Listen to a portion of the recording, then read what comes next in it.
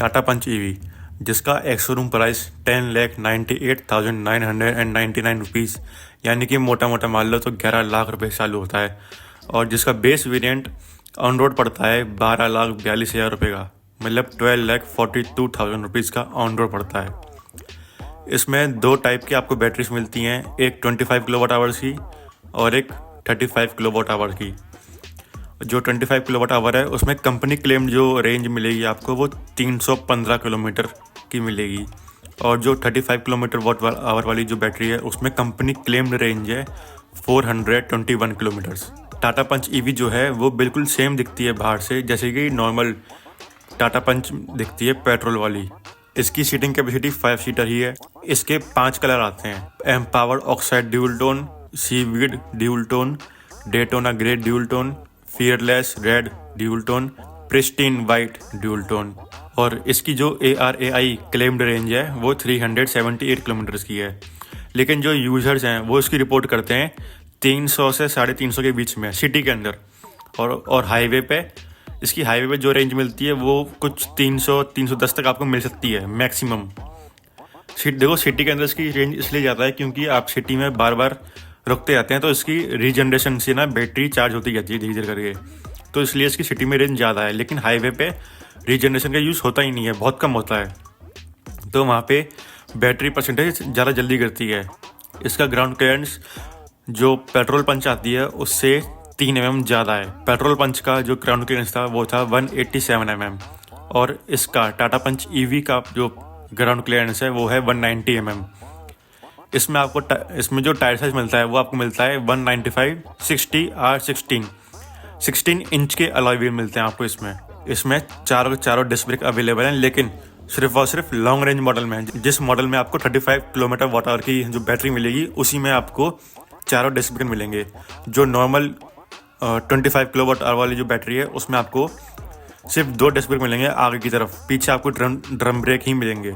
इसमें जो boot space मिलता है वो आपको 366 लीटर का मिलता है। इसमें कोई भी स्पेयर व्हील नहीं मिलता आपको, लेकिन अगर आपकी गाड़ी पंचर हो जाए तो आपको इसके लिए एक टायर पंचर रिपेयर किट मिलती है आपके साथ में। ये गाड़ी 50 किलोवाट आवर की फास्ट चार्जिंग सपोर्ट करती है, और इसमें आपको फ्रंट भी मिलता है एज एन एक्सेसरीज, जो 5 किलो तक का लोड संभाल सकता है। अब इसकी पावर की बात कर लेते हैं।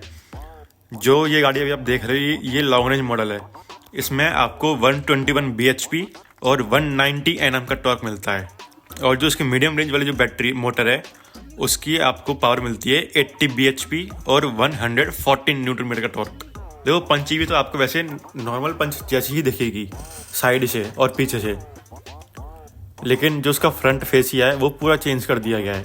अब इसमें आपको LED DRL मिलती है जो कनेक्टेड है। इसका जो चार्जिंग पॉइंट है वो आपको आगे की तरफ मिलता है, जहाँ पे इसका टाटा का लोगो बना हुआ है वो ही ओपन हो जाता है स्लाइड करके। और इसकी जो हेडलाइट्स है इसकी जो हेडलाइट दी हुई है वो LED है, और जो फॉग लैंप है वो भी LED है। इसका जो आप जब बम्पर देखेंगे फ्रंट बम्पर वो काफ़ी बंद लगेगा क्योंकि ये इलेक्ट्रिक कार है, इसलिए इसमें ज़्यादा बंद सा दिया हुआ है।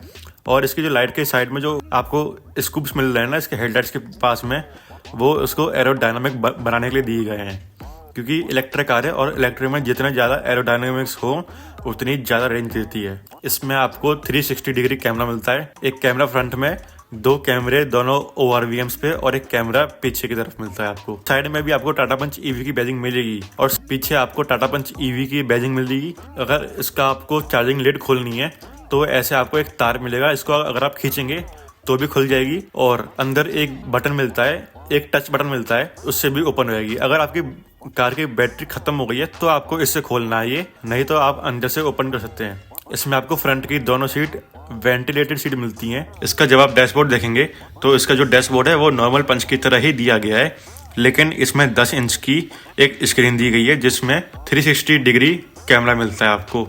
इसमें जब आप सेंटर में आएंगे तो आपको इसमें सब कुछ टच का दिया गया है, जो आपको नई वाली नेक्सॉन में, हैरियर में और सफारी में देखने को मिलता है। इसमें ये वाला जो बटन है इससे आप अपना चार्जिंग लेट ओपन कर सकते हैं गाड़ी चार्ज करने के लिए। यहाँ पे फॉग लाइट का बटन दिया गया है, यहाँ पे हिल डिसेंट कंट्रोल दिया गया है, यहाँ पे बूट रिलीज करने का दिया गया है, यहाँ पे आप अपना 360 डिग्री कैमरा भी देख सकते हैं। यहाँ पे उसका बटन दिया गया है। एसी के कंट्रोल्स दिए गए हैं, फैन के कंट्रोल दिए गए हैं आपको, और उसमें एसी ऑटोमेटिक एसी भी दिया गया है। इसमें आपका हजार्ड लाइट जलाने का भी स्विचिंग ही दिया गया है। और जो टाटा पंच ईवी है ये बिल्कुल एक नए प्लेटफॉर्म पे बनाई गई है, और इसका जो प्लेटफॉर्म है इसका नाम दिया गया है acti.ev। इसको आप एक्टिव की तरह भी पढ़ सकते हैं। जब उसके सेंटर से नीचे आएंगे तो आपको मिलेगा एक 12 वोल्ट का सॉकेट।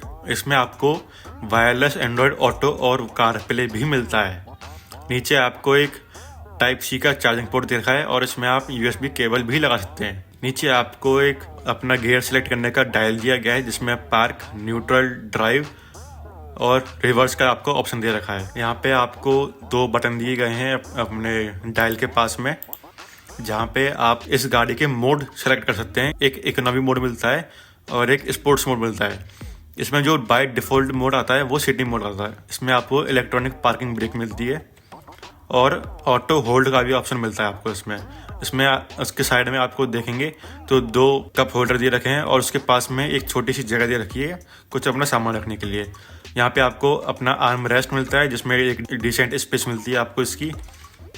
और जो इसका आप ग्लव बॉक्स देखेंगे तो जैसे टाटा के सारे ग्लव बॉक्स बड़े ही आते हैं, इसका भी बड़ा है। ऑटोमेटिक IRVM दे रखा है, सनरूफ दे रखी है, यहाँ पे LED लाइट दे रखी है कैबिन के अंदर। और ये जब आप डोर के साइड आएंगे तो इसके ये चारों पावर विंडो दे रखे हैं। इसमें आपको इलेक्ट्रिकल फोल्ड और इलेक्ट्रिकल एडजस्टेबल ORVMs मिल जाते हैं, ये उसका कंट्रोल है। इसमें आपको पैडल शिफ्टर्स मिलते हैं। एक इलेक्ट्रिक कार में आपको पैडल शिफ्टर्स मिलते हैं, लेकिन ये पैडल शिफ्टर्स इसके रीजनरेशन मोड को प्लस और माइनस करने के लिए है। जब आप इसके इंस्ट्रूमेंट क्लस्टर को देखते हैं तो ये फुल्ली डिजिटल आपको मिलता है। ये इसमें आप देख सकते हैं, यहाँ पे आपको बहुत सारे ऑप्शन दे रखे हैं। एक तरफ इसकी रेंज दिखाई दे रही है, एक तरफ इसकी बैटरी दिखाई दे रही है, कितनी बैटरी बची है इसमें अभी।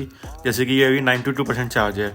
ये कौन से मोड में लगी हुई है, इसका हैंड ब्रेक ओपन है, इसमें कितने किलोमीटर चल चुकी है, टाइम दिखा रही है, कौन से मोड में है। जैसे अभी पार्क मोड में लगी हुई है तो ऊपर पी दिखाई दे रहा है। रीजनरेशन का लेवल दिखाई दे रहा है, अभी ये रीजनरेशन लेवल 1 पे है। और बाहर का टेम्परेचर दिखाई दे रहा है 20 डिग्री का। कौन से डायरेक्शन में जिसका फेस है अभी इसका वो दिखाई दे रहा है आपको। हेडलाइट चालू है उसका दिखाई दे रहा है आपको। मैं जहाँ बैठा हूँ मैंने सीट बेल्ट नहीं लगा रखी है, उसका भी दिखाई दे रहा है आपको। और इसका जो स्टीयरिंग है वो बिल्कुल जैसे नई वाली नेक्सॉन हैरियर और सफारी में आ रहा है वैसा ही दे रखा है आपको। इसमें इल्यूमिनेटेड टाटा का लोगो और डी कट स्टीयरिंग व्हील मिलता है आपको इसमें आपको लेफ्ट हैंड साइड पे सारे ऑडियो के कंट्रोल्स मिल जाएंगे। राइट हैंड साइड पे आपका अपना क्रूज कंट्रोल मिल जाएगा। पुश स्टार्ट बटन मिलता है। और इसमें अब पीछे वाले पैसेंजर्स के लिए भी 3 पॉइंट सीट बेल्ट दे रखी है। प्लस इनका जो पीछे सीट बेल्ट नहीं लगाएगा तो इसका ये वार्निंग देती रहेगी। तो इसमें आपको सीट बेल्ट लगा के रखनी पड़ेगी हर टाइम, क्योंकि इसमें सेंसर नहीं दे रखे सीट के अंदर। यहाँ पे आपको फ्रंट सीट के पीछे छोटी सी पॉकेट मिल जाएगी। इसमें रियर में AC वेंटे मिलते हैं, और जो रियर सीट है वहाँ पे आपको एक आर्म रेस्ट मिल जाएगा। और लेकिन इसमें इसमें 5 हेड रेस्ट नहीं दे रखे, इसमें 4 दे रखे हैं, लेकिन वो चारों के चारों जो हेड रेस्ट है वो एडजस्टेबल है। ये सीट 60-40 फोल्ड नहीं होती है, आप पूरी फोल्ड करनी पड़ेगी आपको करनी है। तो बस दोस्तों यही था पूरी टाटा पंच ईवी के बारे में। कमेंट करके बताइएगा आपको कैसी लगी है। अच्छी लगी है तो बताइएगा कि आप ये कार लेंगे नहीं लेंगे।